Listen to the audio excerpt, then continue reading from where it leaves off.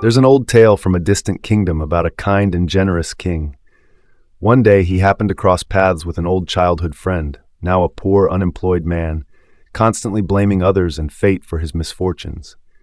The man complained that no one trusted him, no one would hire him, and every good opportunity seemed to be taken by someone else. The king, who knew his friend had a long history of laziness and procrastination, made an unexpected offer. "Before the sun sets today, you can go to my treasury and take anything you can carry out by yourself." Overjoyed, the man rushed home to tell his wife. But instead of acting immediately, he stopped to eat, relax, and eventually fell asleep. By the time he woke up, the sun was already low in the sky. He ran to the palace, but it was too late.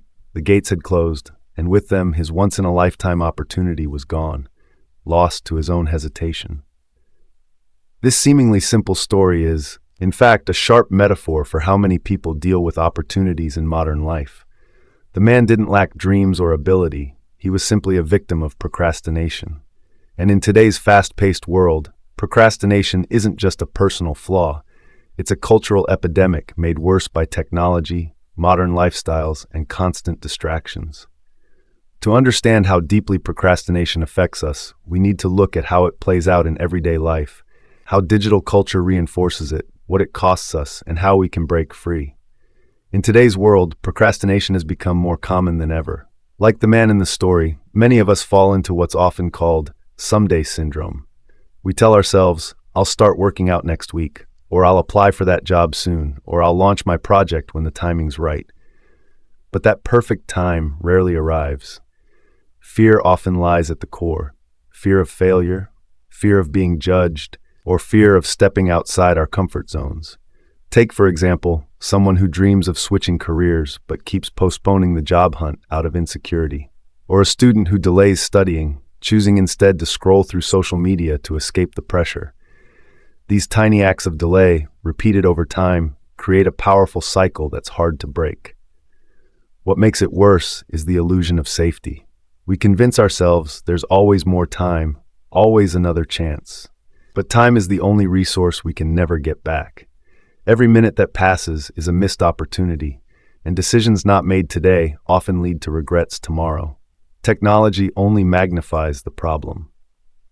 With the rise of the internet, social media, and endless streaming platforms like TikTok, YouTube, and Netflix, we're bombarded with instant gratification.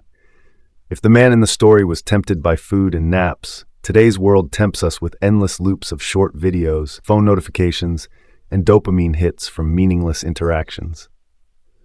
A University of California study found that the average person checks their phone 96 times a day, roughly once every 10 minutes.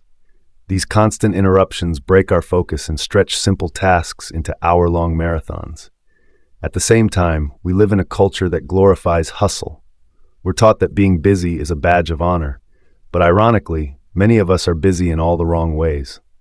Social media algorithms are designed to keep us scrolling, always suggesting just one more video or post. For example, you might open your phone to check an email and an hour later find yourself still watching YouTube clips about something entirely unrelated. This kind of passive consumption drains our energy and leaves us feeling both exhausted and unaccomplished. Even more paradoxically, the digital age has given us a flood of productivity tools, apps, systems, techniques like Pomodoro or getting things done. And yet, this abundance often paralyzes us. Faced with too many choices, we overanalyze and underact. Someone might spend hours researching the perfect note-taking app instead of actually writing down their thoughts. This phenomenon, known as analysis paralysis, is fueled by the belief that every action needs to be optimized. But in reality, we're just using preparation as a sophisticated form of delay. Instead of doing the thing, we prepare to do the thing. And while we're preparing, the sun keeps setting. The gate keeps closing. The consequences of procrastination go far beyond just lower productivity. They ripple out into our mental health, our relationships, and even society as a whole. On a personal level, chronic procrastination often leads to guilt, anxiety, and a loss of self-confidence. When someone repeatedly fails to meet their goals, they start to question their own abilities, slipping into a negative cycle that's hard to break. Socially, procrastination can damage relationships. A delayed apology, a phone call that was never made, or a promise that wasn't kept can slowly erode trust.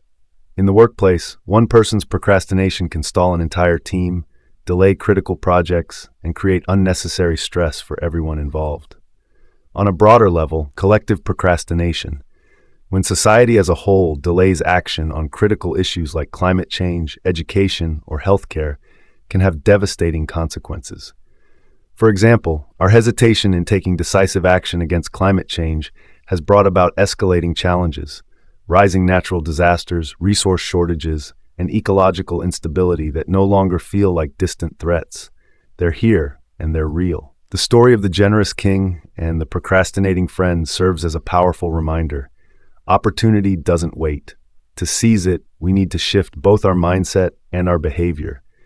First, we have to fully understand that time is finite. One helpful approach is to visualize the cost of inaction.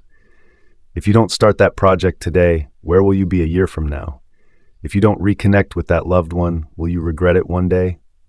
Second, break down your goals into smaller, manageable steps. Instead of telling yourself to write a book, aim for 200 words a day. Third, create urgency by setting clear, even self-imposed deadlines. Use tools like timers or countdown apps to remind yourself that time is ticking.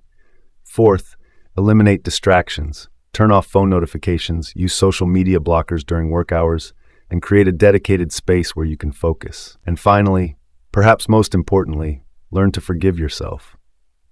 If you've procrastinated, don't let guilt keep you stuck. Guilt drains energy. Compassion restores it. Focus on what you can do now, not what you didn't do yesterday.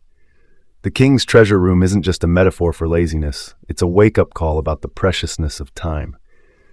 In today's hyper-distracted world, where every ping and scroll competes for our attention, the ability to act with intention has never been more essential. Time is the greatest treasure each of us is given, but it doesn't sit in a vault waiting for you to show up. It flows, moment by moment, minute by minute, never to return. Every day is a new chance to get closer to your dream, to make amends, to build something meaningful. But that chance only exists if you act on it. So ask yourself, what treasure are you leaving behind because you think you still have time? Don't wait for the perfect moment. That moment may never come. Stand up, take the first step, and do what you need to do today before the sun sets. I hope you found this video helpful. If you enjoyed today's video, be sure to hit the like button. It might seem like a small thing, but because of how the YouTube algorithm works, videos with more likes tend to get shown to more people. So your like really helps this video reach others who might need it too. And if you find my content valuable, consider subscribing. It really helps more people discover it. Thanks for watching, and I wish you and your family good health and peace. See you in the next video.